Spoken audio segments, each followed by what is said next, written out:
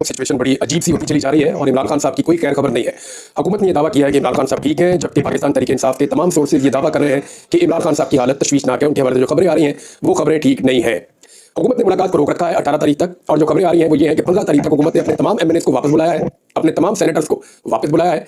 जबकि ये जो ऑपरेशन है ना पाकिस्तान तहरीक इंसाफ के एमएनएस पर, उनके खानदानों पर दबाव डालने का, ये बहुत तेज हो गया है। यानी मैं आपको इन्फॉर्मेशन देता हूँ, लाहौर में पाकिस्तान तहरीक इंसाफ के एक एमएनए मौजूद है और उनको पकड़ने के लिए बाकायदा डीआईजी रैंक के एक ऑफिसर ने, एक खास विंग है पुलिस का, उसको जो है वो हदायत जारी की और कहा गया कि फलां जगह पे आप पहुंच जाएं और वहां पे घेरा डला हुआ है गुज़िश्ता 2-3 दिनों से और इंटेलिजेंस इसके ऊपर काम कर रही है, तो आपने वहां पे मौजूद रहना है। जैसे ही जरूरत पड़े तो आपने उनको असिस्ट करना है। अब वो जो एमएनए है वो अपने घर के अंदर मौजूद है। उन एमएनए से रब्ता हुआ पार्टी के जराए का, तो उन्होंने ये बताया कि जी मैं अपनी पार्टी के साथ खड़ा हूँ, अगर मुझे ये उठाकर भी ले जाएंगे, मुझे अगर अगवा भी कर दिया जाएगा, लेकिन जिस वक्त मुझे असेंबली में पेश करेंगे वोट डालने के लिए, तो मैं इमरान खान का नारा बुलंद करूंगा और मैं किसी सूरत भी इमरान खान से गद्दारी और दगा नहीं करूंगा। ये एमएनए बड़ी उम्र के हैं, लेकिन इन्होंने बड़ी मजबूती शो की अब तक, और इससे पहले ये अगवा भी हो चुके हैं। और जब ये अगवा हुए थे तो मैंने आपको बताया था 4 एमएनएस की कहानी, तो ये उन 4 एमएनएस में से एक ये भी थे। और उस वक्त भी इन्होंने ये फैसला किया था कि इमरान खान की मंशा के खिलाफ ये किसी सूरत वोट नहीं डालेंगे। अभी पार्टी जो है वो ये कह रही है कि अगर आपको किसी किस्म की सपोर्ट चाहिए तो हम आपको यहाँ से निकालते हैं, कोशिश करते हैं। और इनके घर के गिर्द जो है वो घेरा पड़ा हुआ है, पहरा लगा हुआ है, तो वो कहते हैं कि मुझे इस बात का पता है कि मेरे साथ क्या किया जा रहा है। और उनकी उम्र भी ज्यादा है, तो ऐसी सूरत हाल में वो ज्यादा लड़ाई या प्रेशर शायद बर्दाश्त भी नहीं कर सकते, लेकिन वो इमरान खान के साथ खड़े हैं। ये मैं आपको एक मिसाल दे रहा हूँ। अब जरा मुबीन आरिफ जट, जिन्होंने खुर्रम दस्तगीर को गुजरावाला में शिकस्त दी थी, उनको देख ले। एक वड़ाइच साहब है, उनका डेरा तोड़ दिया है। एक और चौधरी साहब है, उनका डेरा भी तोड़ दिया है। जुनूबी पंजाब में एक डेरा तोड़ दिया है, घर तबाह कर दिया है। तो लगातार निशाने इबरत बनाया जा रहा है, खासतौर पे पंजाब के एमएनएस को, और इसमें पुलिस और पंजाब की हुकूमत सहूलतकारी का काम कर रही है। और जो भी उनको अहकाम दिए जाते हैं वो मैंने उसके ऊपर अमल दरामद करते हैं, ताकि आईनी तरमीम के लिए मैक्सिमम दबाव डाल के कुछ ना कुछ करके वोट पूरे किए जा सकें। फिलहाल वोट पूरे नहीं हो रहे, और ये मुझे इस तरह पता चल रहा है कि जिस किस्म की एक्टिविटीज हो रही है एमएनएस के घरों के बाहर, और जिस तरह वो मेरी रिपोर्ट होती है, तो उससे पता चलता है कि ये बहुत ज्यादा दबाव डालने के बावजूद अभी तक अपने वोट पूरे करने में कामयाब नहीं हुए। यानी ये कहा गया कि ये भी पार्टी बैठेगी और ये सारे इकट्ठे होंगे और फैसला करेंगे और आईनी तरमीम के लिए आगे बढ़ा जाएगा, लेकिन फिर पता चला कि वो कैंसिल हो गया है। और ये मामला अब कहा गया कि जो शंघाई ताउन तंजीम की समिट है उसके बाद पे ये मामला चला जाएगा। तो ये अजीबोगरीब एक सिनेरियो है। इसमें मैं आपको बता रहा था कि मुबीन आरिफ जट, उनके खानदान के ऊपर इतना दबाव डाला गया, उनकी फैक्ट्री सील कर दी गई, फैक्ट्री के मुलाजमीन जो है चौकीदार तक गिरफ्तार कर दिए गए, उनके घरों के ऊपर छापे मारे गए, उनके जो फार्म हाउस है वहां से बंदे उठा लिए गए, वो भी बंद कर दिया गया। अब सूरत हाल ये है कि पूरा खानदान दरबदर है। उनके जो रिश्तेदार है करीबी या दूर के, उनको भी दबाव में डाला जा रहा है। उनके वालिद से मेरी बात हुई, आरिफ हुसैन जट साहब से, वो बहुत परेशान थे। उन्होंने बल्कि कोई वीडियो बयान भी रिकॉर्ड कर रहे हैं, वो भी मंजर पे आ जाएगा। तो आरिफ हुसैन जट साहब जो है वो अपने पोते पोतियों को लेकर, छोटे बच्चों को लेकर वो दरबदर है। और मुबीन आरिफ जट जो है, जिन्होंने खुर्रम दस्तगीर को शिकस्त दी थी, और वो इस वक्त लापता है, उन्होंने अपने आप को गायब किया हुआ है, खुद वो साइड पे हुए। तो दबाव पूरे खानदान पे डाला जा रहा है कि कुछ भी करे, एक वोट ही तो अपने आप से मांगा है। पीटीआई में रहना चाहता रहे, पीटीआई का टिकट भी आइंदा इसको मिल जाएगा, हम कुछ ना कुछ करेंगे, लेकिन आप ये तरमीम में वोट डलवा दें। लेकिन मुबीन आरिफ जट जो है उसने इनकार कर दिया है और वो पाकिस्तान तहरीक इंसाफ के साथ कमिटमेंट के साथ खड़ा है। अब ये जब सारा सिनेरियो, इसमें उन्होंने आईनी तरमीम करनी है और इमरान खान से तब तक राब्ता रोकना है। इमरान खान से राब्ता रोकना बहुत जरूरी है, क्योंकि अगर इमरान खान से राब्ता हुआ तो वो नया लाया अमल देंगे। एक चीज मैं आपको बताऊं, पाकिस्तान तहरीक इंसाफ की क्यादत के ऊपर लोग हमेशा से शक करते हैं, शुबा करते हैं, इल्जाम लगाते हैं। मैं हमेशा एक मार्जिन रखता था, यानी मुझे हमेशा लगता था कि लोगों की मजबूरियां होती हैं, जरूरी नहीं कि आदमी कंप्रोमाइज हो। हर आदमी एक सतह से आगे जा नहीं सकता ना। कोई बेचारा लड़ सकता है, कोई नहीं लड़ सकता, कोई नारा लगा सकता है, कोई वो भी नहीं लगा सकता, कोई जो है आंसू गैस का फक्का खा सकता है, कोई नहीं भी खा सकता, कोई 4 डंडे खा सकता है, कोई 1 डंडा खा सकता है, कोई डंडा खा भी नहीं सकता, कोई ऐसा होता है जो आगे से डंडे मारता भी है। तो हर आदमी में फर्क होता है। तो ये मैं मार्जिन हमेशा रखता था, लेकिन कंप्रोमाइज होने का मतलब कुछ और होता है। कंप्रोमाइज होने का मतलब ये होता है कि आप मुझे ना छेड़े, मैं आपके लिए थोड़ा बहुत मार्जिन क्रिएट करूंगा। यानी इसको अंदर काटते डील आप कहते हैं।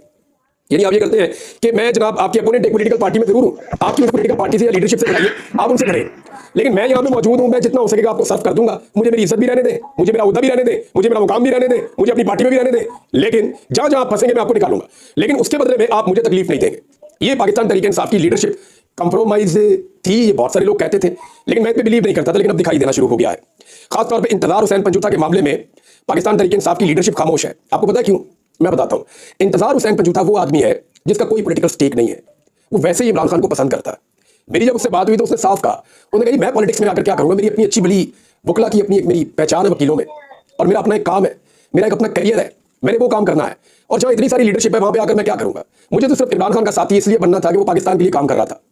यानी मैंने जब पंजूता साहब से बात की, इंतजार पंजूता से, तो उनके को बड़े बड़े सियासी गोल्स नहीं थे। हाँ, उनका भाई नईम जो है वो बड़ा जोर लगाता है पॉलिटिक्स में, और वो बड़ा जबरदस्त पॉलिटिकल वर्कर भी है इमरान खान साहब का, और बल्कि वो अपने आप को एक लीडर के तौर पे मनवा रहा है। हर जगह वो पहुंचता है, हर किस्म की एक्टिविटी वो करता है, और वो पार्टी को फ्रंट से लीड करता है, पार्टी के बयानिए को लेकर चलता है।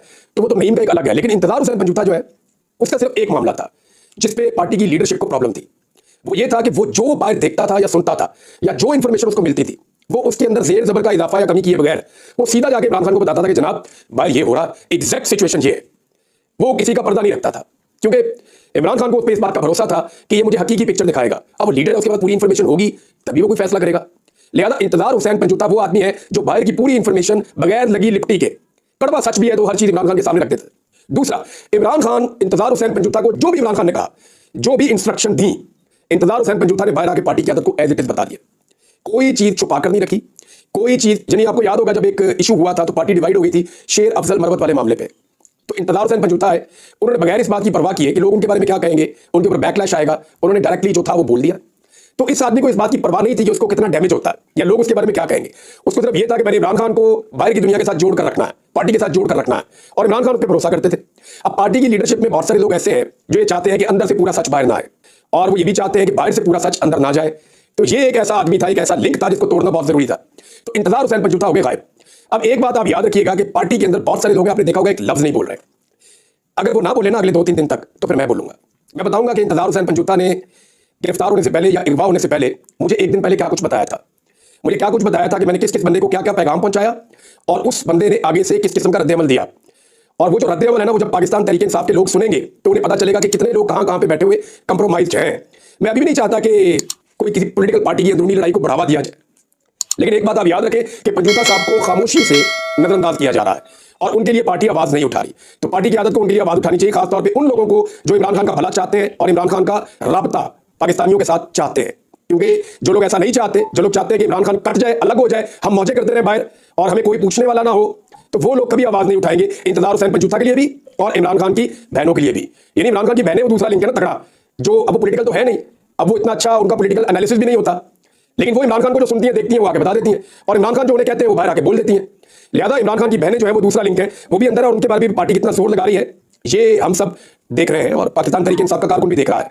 पाकिस्तान तहरीक इंसाफ ने, मुराद सईद साहब ने बात की और फिर फौरी तौर पर उन्होंने अनाउंस कर दिया कि डी चौक में 15 तारीख को हम दोबारा आ रहे हैं। अगर इमरान खान साहब से मुलाकात नहीं करवाई जाती तो इस्लामाबाद हाई कोर्ट में इमरान खान से मुलाकात वाला जो मामला उनकी बहन ने केस किया था।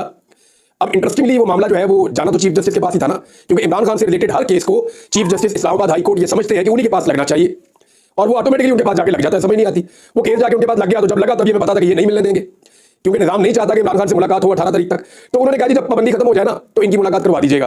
तो ये फैसला देने की जरूरत क्या थी? पाबंदी खत्म होगी तो ऑटोमेटिकली मुलाकात हो जाएगी ना, फिर तो आपको ऑर्डर देने की जरूरत नहीं है। मेरे ख्याल में पाकिस्तान तहरीक इंसाफ को फौरी तौर पर इस ऑर्डर को चैलेंज करना चाहिए, ताकि इसको एक डीबी बैठ के सुनेगी, 2 जजेस सुनेंगे। तो ये जो ऑर्डर दिया है इस्लामाबाद हाई कोर्ट के चीफ जस्टिस ने, अगर तो उन्होंने तहरीरी ऑर्डर जारी कर दिया है तो, क्योंकि बाद में तहरीरी ऑर्डर इसलिए डिले किया जाता है ताकि उसके ऊपर अपील ना की जा सके। तो अगर तो तहरीरी ऑर्डर आ गया तो फौरी तौर पे अपील करनी चाहिए और डबल बेंच के अंदर जाके यही बात करनी चाहिए कि जनाब मुलाकात करवाएं इमरान खान से। अब मुलाकात जो है वो करवाई नहीं जा रही और डी चौक में आने का ऐलान पाकिस्तान तहरीक इंसाफ ने कर दिया है। यहां मैं आपको फिर कहूंगा कि रिस्पांसिबिलिटी अली अमीन गंडापुर के कंधों पे आ गई है। वजह यह है कि डी चौक पे जो कुछ हुआ गुज़िश्ता दफा, जितनी ताकत के साथ लोग पहुंचे, जो कुछ अली अमीन गंडापुर ने जोर लगाया, यानी वो भी तारीखी है। एक अगर आप मोटरवे पे इस्लामाबाद एंट्री से पहले, या चले मैं आपको बताता हूं, टूल प्लाजा से पहले वाला अली अमीन गंडापुर कुछ और था और टूल प्लाजा के बाद वाला अली अमीन गंडापुर कुछ और था। ये मैं आपको बड़ी जिम्मेदारी के साथ कह रहा हूं। यानी टूल प्लाजा से पहले जो जिद्दोजहद, जो कोशिश, जो जोर लगाया और जो ब्रुटैलिटी का सामना किया फस्तायत का अली अमीन गंडापुर ने, उसकी मिसाल पाकिस्तान की तारीख में नहीं मिलती। लेकिन टूल प्लाजा के बाद जीती हुई लड़ाई को जैसे हारा और फतह का ऐलान किए बगैर गायब हो गया और सिर्फ पुलिस की गिरफ्तारी से वो चुकता रहा, वो गंडापुर कुछ और था। यानी एक वज़ीर आला को ये जेब देता है कि पुलिस आपको गिरफ्तार कर दे, मेरे जैसा बंदा हो तो चलो मैं साइड पे हो, चुप जाऊं। मेरे घर पे जितनी बार पुलिस आई है, मैंने दरवाजे पे जाकर रिसीव किया। इन मेरे घर पे पुलिस आती थी तो मैं कहता था कि मेरे घर के अंदर ना जाए, मुझे ले जाए, तो मैं जाके पुलिस को दरवाजे में मिलता था। मैं वज़ीर आला तो नहीं हूं, लेकिन यहां वज़ीर आला के अपने घर के अंदर पुलिस आई है और वो छुप गए। मुझे हैरत हो रही है कि एक वज़ीर आला कैसे छुप सकता है। कोई आम आदमी तो नहीं है, कोई माजा साजा तो नहीं है, कोई गामा तो नहीं है, कोई अलीबे पेते तो नहीं है, कोई जैद और बकर तो नहीं है। भाई वज़ीर आला एक सूबे का, जब एक सूबे का वज़ीर आला है तो वो छुप कैसे सकता है पुलिस से?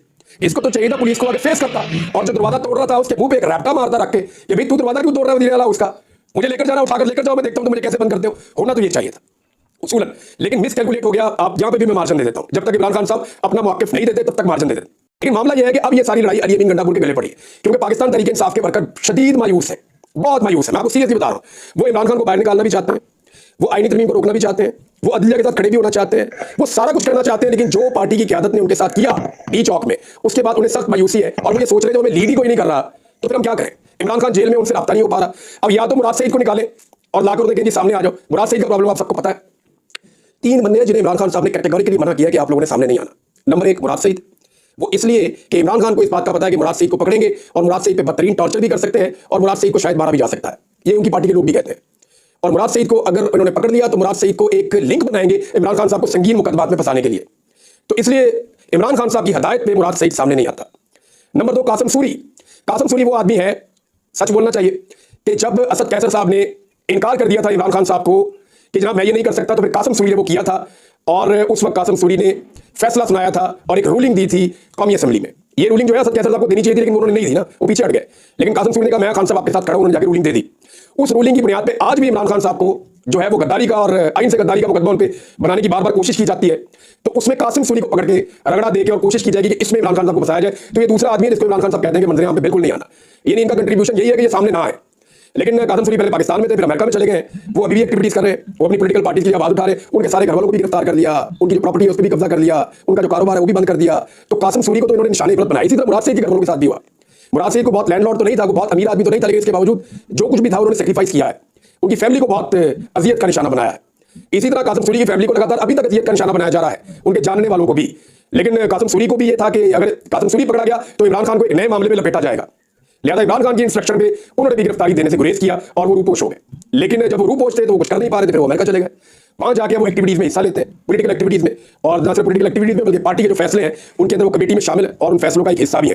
जुल्फी बुखारी, इनको भी इमरान खान साहब ने रोका कि आपने गिरफ्तारी नहीं देनी और आपने गिरफ्तार नहीं होना, क्योंकि इसको भी पकड़ के इमरान खान के खिलाफ कोशिश की जानी थी कि मुख्तलिफ मुकदमात में मुलविस किया जाए। जुल्फी बुखारी का भी यहाँ पे यही हुआ, जो उनकी आबाई जमीन है वो सारी कब्जा कर ली गई, उसके ऊपर जो है वो हर चीज जब्त कर ली गई और उनके ऊपर मुकदमात बनाए गए। लेकिन यही जुल्फी बुखारी है जो पाकिस्तान से बाहर रहकर इमरान खान के ज्यादा काम आए। यानी वहां इन्होंने बहुत सारे मामला संभाले, यानी यूएन के अंदर जो हुआ, आलमी सतह पे मुस्लिम मुल्कों में जो करारदादें आई, जो कुछ यूनाइटेड स्टेट्स में हुआ, जो कुछ यूएन में हुआ, अक़वाम मुत्तहिदा में हुआ, जो इस वक्त बरतानिया में हो रहा है, जो कनाडा में हो रहा है, तो ये सारा का सारा मामला आलमी सतह पे इमरान खान साहब के केस को जो उठाया है वो जुल्फी बुखारी ने उठाया और उसकी कीमत भी अदा की है। तो ये 3 आदमी मैं आपको कैटेगरी बता रहा हूं, इनको तो इमरान खान साहब चाहते ही नहीं है कि ये सामने और गिरफ्तार हो। तो बात कहां से चली और कहां तक पहुंच गई। लेकिन अब मामला यह है कि लीड कौन करेगा। क्या अली अमीन गंडापुर साहब दोबारा आएंगे तो लोग उनके साथ आएंगे और उस तरीके से आएंगे डी चौक के लिए, ये एक बड़ा सवाल है। गंडापुर ने कहा तो मैं दोबारा आऊंगा। अब अगर इमरान खान को नहीं मिलाया जाता तो क्या 14 तारीख को गंडापुर वंस अगेन या 15 तारीख को दोबारा से गंडापुर साहब, ये बड़ा इम्तिहान है उनके लिए, एक बड़ा काफिला लेकर खैबर पख्तूनख्वा से दोबारा डी चौक के लिए निकलेंगे। कुछ लोग ये कह रहे हैं कि गारंटी दे दी गई है कि अब पाकिस्तान तहरीक इंसाफ इस्लामाबाद नहीं आएगी। तो क्या वाकई कोई ऐसी गारंटी दी गई है? ये बड़े सवाल आते हैं, इनके जवाब हमें आने वाले दिनों में मिलेंगे।